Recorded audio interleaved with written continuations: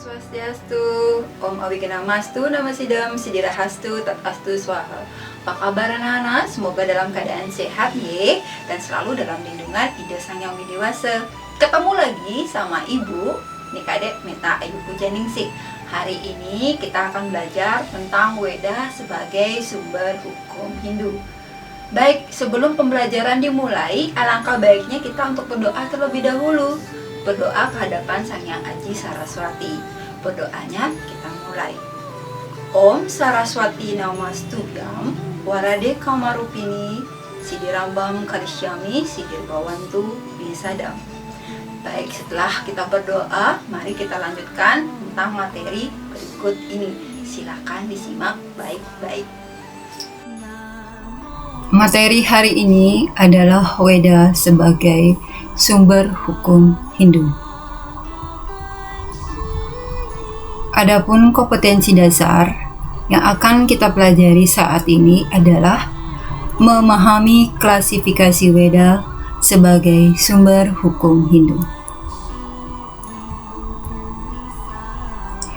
Indikator pembelajaran saat ini atau Weda dalam Weda sebagai sumber hukum Hindu, ada beberapa indikator yang kita akan pelajari, yaitu yang pertama adalah menguraikan perkembangan hukum Hindu.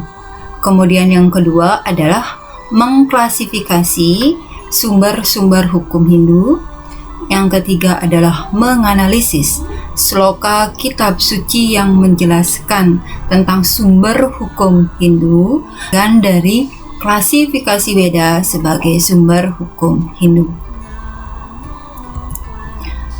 Adapun materi pokok yang akan kita pelajari pada pembelajaran saat ini adalah yang pertama adalah tentang perkembangan sumber hukum Hindu. Yang kedua adalah sumber-sumber hukum Hindu. Yang ketiga adalah sloka kitab suci yang menjelaskan tentang sumber hukum Hindu. Baik, kita lanjut ke bagian yang pertama. Yang pertama kita akan belajar tentang perkembangan sumber hukum Hindu. Adapun hal-hal yang di sini yang kita pelajari dalam perkembangan sumber hukum Hindu, yang kita ketahui itu adalah tentang Dharma Sastra. Dharma Sastra berarti tentang ilmu hukum. Bila kita membaca kitab-kitab mantra dan sastra Sanskerta yang tersedia, kitab Semerti dinyatakan sebagai kitab Dharma Sastra. Semerti adalah kelompok kitab yang kedua sesudah kitab Sruti.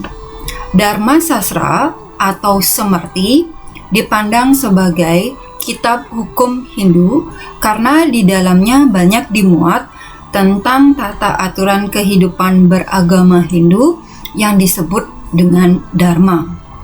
Dharma disamakan artinya dengan tata laksana yang baik.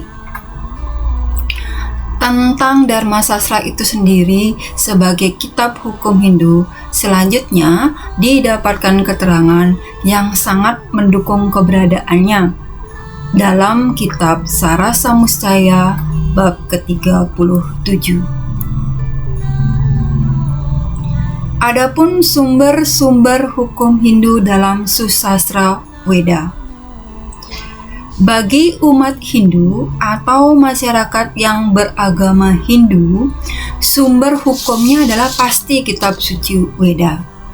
Ketentuan mengenai Weda sebagai sumber hukum Hindu dinyatakan dengan tegas di dalam berbagai jenis kitab suci Weda. Sruti adalah merupakan sumber dari Semerti. Baik itu Sruti dan Semerti, keduanya adalah sumber hukum Hindu. Semerti sebagai sumber hukum Hindu lebih populer dengan istilahnya adalah Manu Semerti atau Dharma Sastra.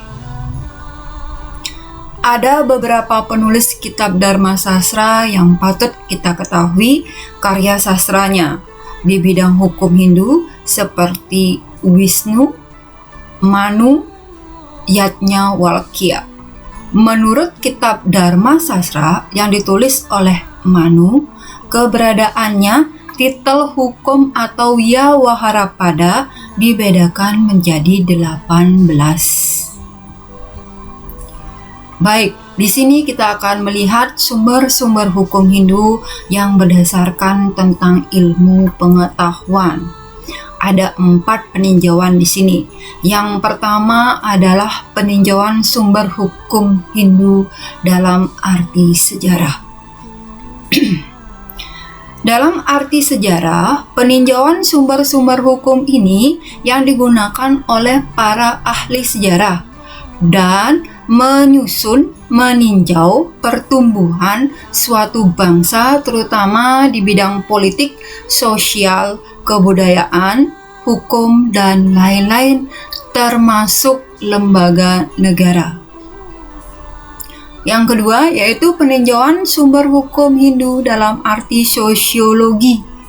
Penggunaan sumber hukum ini biasanya dipergunakan oleh para ahli sosiolog dalam menyusun tesa-tesanya. Sumber hukum ini harus ditunjang oleh data-data sejarah dari masyarakat itu sendiri. Kemudian yang ketiga, peninjauan sumber hukum Hindu dalam arti filsafat yang meliputi seluruh proses pembentukan sumber hukum sejak zaman dahulu hingga zaman sekarang yang bisa diajarkan untuk mencapai kebahagiaan berupa yaitu kita harus berdasarkan perjalanan atau perlakuan kita harus berdasarkan atas dharma, kemudian harus diusahakan melalui keilmuan atau jnana, kemudian harus didasarkan kepada kepercayaan atau sedana. Yang terakhir yaitu peninjauan sumber hukum Hindu dalam arti formal.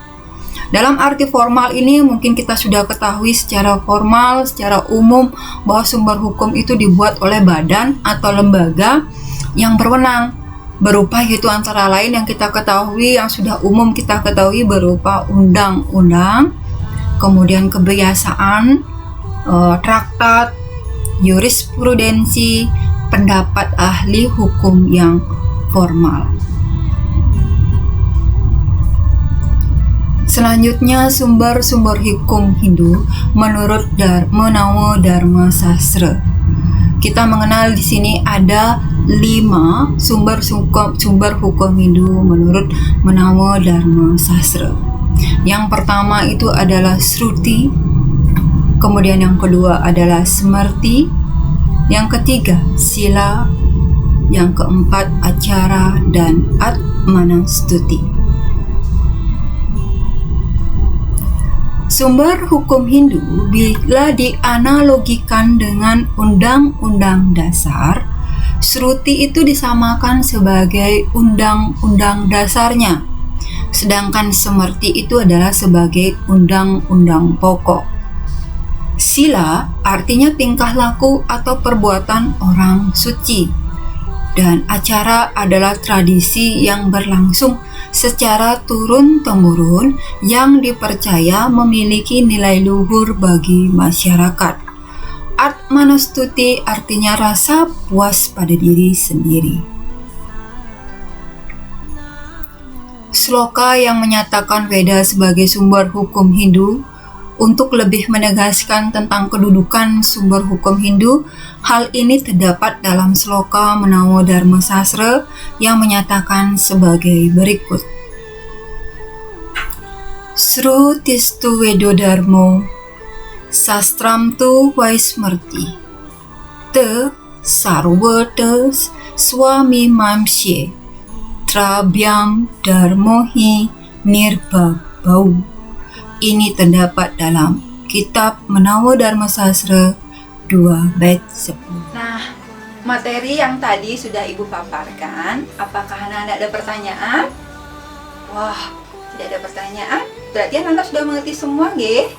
Baik, dari pemaparan Ibu tadi di atas, ada beberapa tugas yang harus anak-anak kerjakan di Google Classroom. Nah, jangan sampai telat untuk mengirimnya. Terima kasih. Ibu akhiri dengan Parama Santi. Om Santi Santi Santi Om.